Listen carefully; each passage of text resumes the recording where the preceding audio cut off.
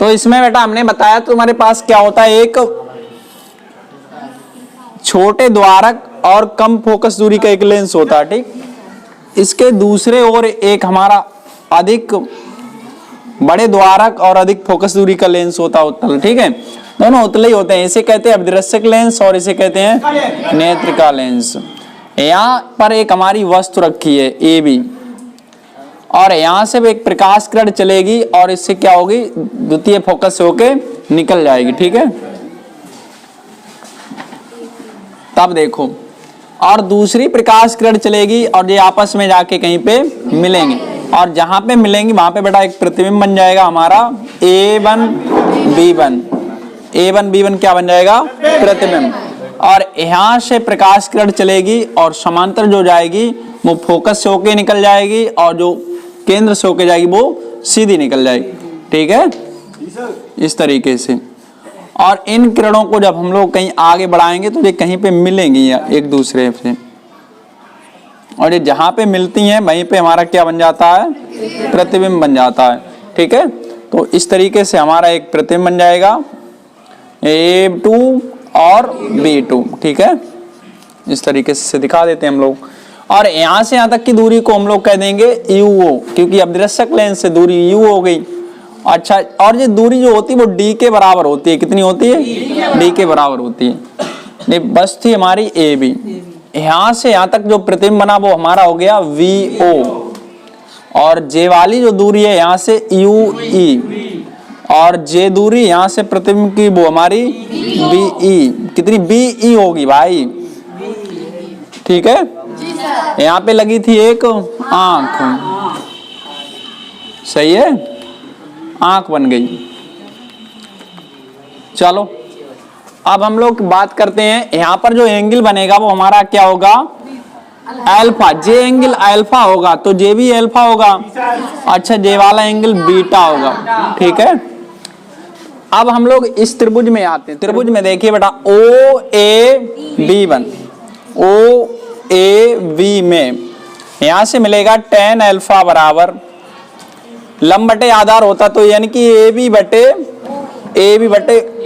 AO। यहां से हम लोग क्या करते हैं, tan अल्फा बराबर AB बटे माइनस D। अब अल्फा हमारा क्या है, बहुत छोटा, तो इसे हम लोग क्या करेंगे, यहाँ लिख देंगे अल्फा बहुत छोटा है। तब यहां से अपने लोगों को मिल जाएगा अल्फा बराबर, ये हट जाएगा tan, तो अल्फा बराबर AB बटे माइनस D, ठीक। अल्फा की वैल्यू मिल गई। इसी प्रकार त्रिभुज इसमें आइए EA1 B1, बात को समझ से चलिए, EA1 B1 इसमें मिलेगा tan बीटा बराबर, इसका ये हो गया लंब है ना, और ये हमारे क्या हो गया, हाँ, तो यानी कि A1 V1 बटे A1E, ठीक है। अब इनका मान रखिए तो मिलेगा tan बीटा बराबर A1 B1 बटे UE, माइनस की UE आएगी बेटा, यहाँ बीटा बहुत छोटा है, तब बीटा बराबर मिलेगा A1 B1 बटे minus UE। Clear, alpha beta मिल गए। तब हम लोग जानते हैं, क्या जानते हैं, हाँ, तो हम लोग जानते हैं यानी कि M बराबर बीटा बटे अल्फा, तो यहां से वैल्यू मिलेगी M बराबर बीटा का मान ये है हमारा A1 V1 बटे माइनस UE, और सबके बटे में ये आएगा AB बटे माइनस का D, AB बटे माइनस का D। तो M बराबर बेटा देखिए क्या मिलेगा, जे हिस्सा ऊपर जाएगा और माइनस से माइनस कट जाएगा ना, तो यानी कि मिलेगा A1 V1 बटे A1E B, इसके बटे जे आएगा और जे ऊपर जाएगा तो D बटे UE। आ जाओ, आओ। तो हम लोग क्या करते हैं, A1 B1 AB और इसके जे, ठीक है, इतना निपट गया। इसे डाल लो अगला समीकरण 3। अब बेटा देखो, हमें यहाँ एक समस्या हमारे पास है। क्या समस्या है कि a1 b1 और इसका मान निकालना पड़ेगा किसी प्रकार से, ठीक है। तो कैसे मान निकालेंगे? तो जे वाला त्रिभुज देखिए, कौन सा त्रिभुज? ओ ए बी तथा त्रिभुज ओ a1 b1, ओ a1 b1 में, ठीक। अब यहां से मिलेगा देखो tan, मतलब जे इसके इस ए बी बटे जे होगा ना, तो a1 b1 बटे ए बी, सही है। और बराबर इसकी दूरी जो यहां से यहां तक की vo है ना, bo है, और बटे और इसकी दूरी uo है। लेकिन एक बात और समझिए, bo इधर को ना पड़े प्लस की रहेगी, लेकिन जे वाली uo उधर को ना पड़े, इसलिए जे क्या रहेगी? माइनस की। तो अब जे मान उठा के कहां रख देंगे? यहाँ पे, सही है। तब लिखेंगे समीकरण, हाँ 3 से। तो यहां से बेटा मिलेगा हमें m बराबर, देखो रखो इसका मान, माइनस vo बटे uo और इंटू डी बटे ui।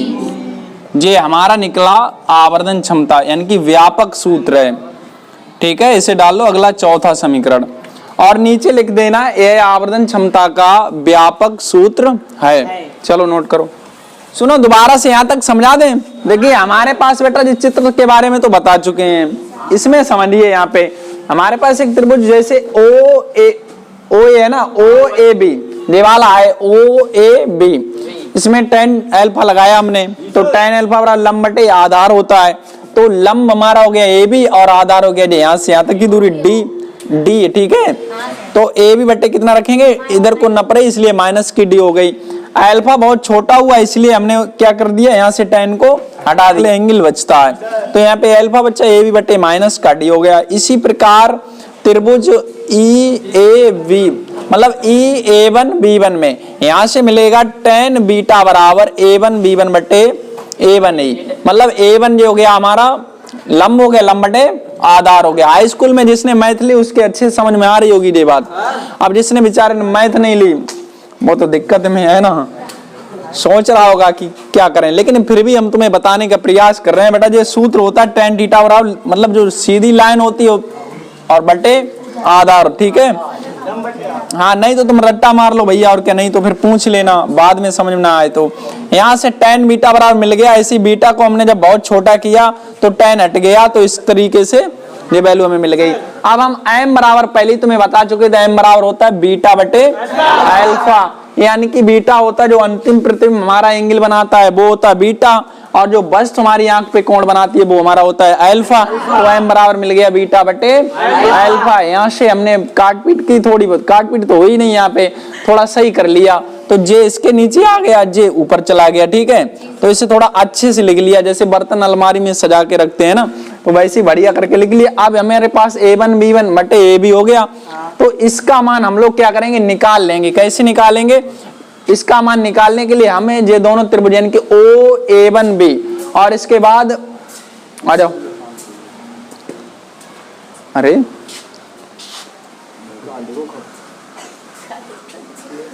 अब इसके बाद देखिए बेटा हमारे पास a1 b1 बटे a b, और यानी कि और तब सभी, मतलब यहां से समीकरण 3 से, और हमारे पास समीकरण बेटा जो 3 हुआ, इसे समझिए एक बार दोबारा समझिए। त्रिभुज ओ ए बी तथा त्रिभुज ओ a1 b1, O A B और ओ a1 b1, मतलब जे वाला त्रिभुज और ये वाला त्रिभुज, इन दोनों त्रिभुज कैसे हैं? समरूप हैं। समरूप के लिए हमें बेटा चाहिए होता है कम से कम 2 एंगल बराबर हो। कम से कम कितने एंगल बराबर हो? 2। तो देखिए बेटा एक एंगल जे इसके बराबर है क्योंकि शीर्षाभिमुख, और दूसरा जो 90 जे भी 90, काम हमारा हो गया, ठीक। तो इनकी लंब बटे इसका लंब या इसका बटे इसका, तो a1 b1 बटे जे हो गया, तो जे बटे जे हो गया। अब देखिए इस त्रिभुज की पहले भुजा रखी हमने, तो इसीलिए इसकी पहले भुजा रखेंगे, बी हो गया, बाद में इसकी भुजा रखेंगे। देखो जे वैसे रखनी थी, हमें कौन सी रखनी थी? जे, लेकिन जे है किसके बराबर? इसके बराबर, तो इसलिए यहाँ पे क्या रख लिया? क्लियर, सही है। अब हम लोग थोड़ा आगे चलेंगे। अब केस इसके बनेंगे, फर्स्ट केस बनेगा जब अंतिम प्रतिबिंब स्पष्ट कहाँ पे बने? अनंत पे बने। तो लिखेंगे जब अंतिम प्रतिबिंब अनंत पर बनता है, प्रतिबिंब हाँ अनंत पर बनता है, ठीक है। तब इसके लिए हम लोग क्या करेंगे, फार्मूला जानते हैं 1/f बराबर 1/b माइनस का 1/u, यहाँ पे ई लगा देंगे सबके पास, ठीक है। जब अनंत पे बनेगा तो इसकी वैल्यू क्या हो जाएगी, इन्फानाइट हो जाएगी, तो यहाँ पे इन्फानाइट रखते हैं 1/f ई बराबर 1/इन्फानाइट और माइनस का 1/u, लेकिन u हम लोग देखिए बेटा इधर को रखी तो इसलिए यहाँ पे क्या आएगा, माइनस आएगा, तो 1/f ई बराबर यहाँ प्लस हो जाएगा, तो और इसका मान 0 हो जाएगा, तो u कुल मिला के हमें मिलेगा बेटा f बराबर u या कह दिए u बराबर f, तो हम लोग इसका मान यहाँ पे u का मान रख देंगे। तब समीकरण 4 से तो हमें मिलेगा m बराबर माइनस bo बटे uo इंटू d बटे f, इस तरीके से हमें मिलता है, ठीक है। और इसकी लंबाई की बात करें, देखो बेटा लंबाई इसकी कैसे निकालेंगे, यहां से यहां तक की दूरी कितनी है, यही तो लंबाई होगी उसकी, तो इतनी दूरी होगी हमारी BO, तो लंबाई इसकी देखिए BO और प्लस का ये क्या है UE है, ये क्या है, लेकिन UE को हम लोग किसके बराबर निकाल चुके हैं, IF, तो इसलिए यहाँ पे क्या आएगा, तो ये हो गई हमारी इसकी लंबाई, नोट कर लो। हाँ दूसरा केस, जब अंतिम प्रतिबिंब कहां पे बनता है, अंतिम प्रतिबिंब स्पष्ट दृष्टि की दृष्टि की न्यूनतम दूरी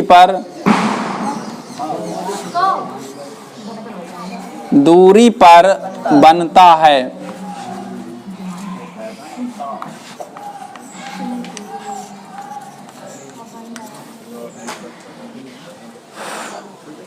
तब यहां से बेटा देखिए, तब हम लोग सूत्र जानते हैं 1/f ई बराबर 1/be माइनस का 1/ue। अब देखिए कहां पे बनेगा, स्पष्ट दृष्टि की न्यूनतम दूरी पे बनेगा, इसलिए d पर बन रहा ना, तो यहाँ क्या आ जाएगा, d आ जाएगा, तो 1/f ई बराबर 1/d और d इधर को नपेगी इसलिए माइनस 1/ue भी इधर ही को है इसलिए यहाँ भी माइनस, क्लियर। तो 1/f ई बराबर 1/d माइनस का जे हो गया प्लस 1/u, इसे भेज देंगे हम लोग इधर, तो हमें बेटा क्या मिलेगा 1/ue बराबर 1/f प्लस का 1/d। अब जे वाली वैल्यू कहाँ है, इसमें रख देंगे, जे वाला हम समीकरण पहले से निकाल चुके थे, तो देखिए 1/u है ना, यहाँ पे आ जाएगी इसका मान, तो देखो 1 किसके बराबर मिलेगा, m बराबर माइनस vo बटे uo और इंटू d और इसके गुणा में है 1/f प्लस का 1/d, ठीक है। d का अंदर गुणा कर दो तो मिलेगा m बराबर माइनस vo बटे uo और इसका गुणा करोगे तो क्या मिलेगा d बटे f और प्लस का इसका इसमें गुणा करें तो ये कट जाए d बटे d, ऐसे हो जाए कि नहीं, जैसे कटे 1 बचेगा तो इसे थोड़ा अच्छा से लिख लो, माइनस vo बटे uo और 1 प्लस d बटे f। देखिए उसमें हमने निकाला था ना कल एक फार्मूला, उसमें d कैसी थी, नीचे बैठी थी, है कि नहीं, तो इस तरीके से हमें इसका जो फार्मूला मिल गया। अब लंबाई की बात रहेगी, तो लंबाई भी देखिए हम लोग कैसे निकालते हैं, लंबाई वही निकलेगी यानी कि BO प्लस UE हो जाएगा, BO प्लस UE, क्योंकि इसमें UE IF के बराबर तो है नहीं, उस केस में किसके बराबर होगी, IF के बराबर हो गई थी, ठीक, ये हो गया लंबाई का फार्मूला। तो 4 फार्मूला इसमें भी तुम्हें मिल गए हैं, ठीक है।